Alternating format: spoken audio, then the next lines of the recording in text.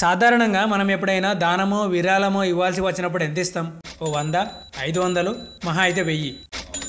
తీసుకో పండగ తీసుకో.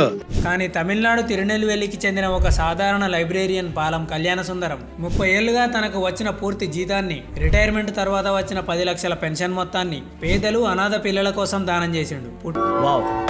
పుట్టిన 10 నెలలకే తండ్రిని కోల్పోయిన కళ్యాణ సుందరం తండ్రి లేని పిల్లల కష్టాలు ఎలా ఉంటాయో స్వయంగా అనుభవించిండు. స్కూల్లో ఉండగా తన గొంతు ఆడవాళ్ళలా ఉంటుందని తోటి విద్యార్థులే హేళన చేసేవారు.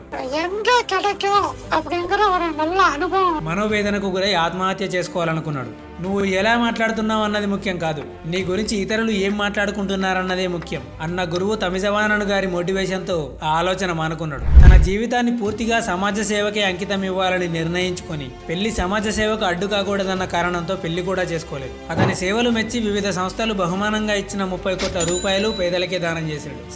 దేవుడు స్వామి. సంఘ సేవ చేయాలనుకునే వాళ్లకు సొంత ఆస్తులు ఉండకూడదని నమ్మే కళ్యాణ సుందరం వారసత్వంగా వచ్చిన ఆస్తిని కూడా పూర్తిగా సమాజానికే దానం చేసిండు. ఇలా తాను సంపాదించుకున్నది, తనకు బహుమానంగా వచ్చింది ప్రతి రూపాయి సమాజానికే దానం చేసి తన సొంత అవసరాలు తీర్చుకోవడం కోసం మాత్రం హోటల్లో సర్వర్గా పనిచేసేవాడు. కళ్యాణ సుందరం గారి నిరంతర నిస్వార్థ సేవల్ని గుర్తించిన భారత ప్రభుత్వం 2023లో పద్మశ్రీతో సత్కరించింది. మరి మీరు ఇప్పటి వరకు చేసిన అతిపెద్ద దానం ఎంతో కామెంట్ చేయండి. అలాగే ఈ వీడియో నచ్చితే లైక్ చేయండి.